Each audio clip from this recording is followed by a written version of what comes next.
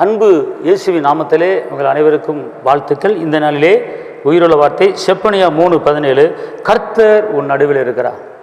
கர்த்தர் உங்கள் நடுவில் இருக்கிறார். அன்பார்ந்தவர்களே, கர்த்தர் உங்கள் நடுவில் இருக்கிறார். அவர் மட்டும் நடுவில் இருந்தார்னா எந்த பொல்லாப்பும் உங்களுக்கு வராது.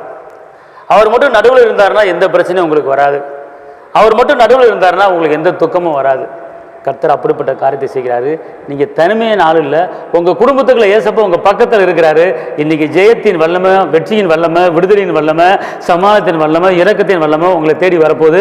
கர்த்தர் உங்களை ஆசீர்வதிக்க போறார். உங்களுக்கு நான் சிபிக்கிறேன். தகப்பன இயேசுவே, நன்றியோடு துதிக்கிறேன், ஸ்தோத்திரிக்கிறேன். ஆண்டவரே, இந்த நாளை ஆசீர்வதிக்கப்பா. ஆண்டவரே, நான் உன் நடுவில் இருக்கிறேன்னு வாக்கு பண்ணியிருக்கிறீங்க.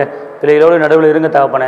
இரத்தத்தின் வல்லமை, பாதுகாப்பின் வல்லமை, கிருபையின் வல்லமை கூட இருக்கட்டும். எல்லா தரையிலும் நீக்கி போடுங்க. தேவ சமர்த்தம் நிரப்புங்க. குறைகளை நிறைவாக்குங்க. நிறைவானது வரும்போது குறைவானது ஒளிந்து போகுமே.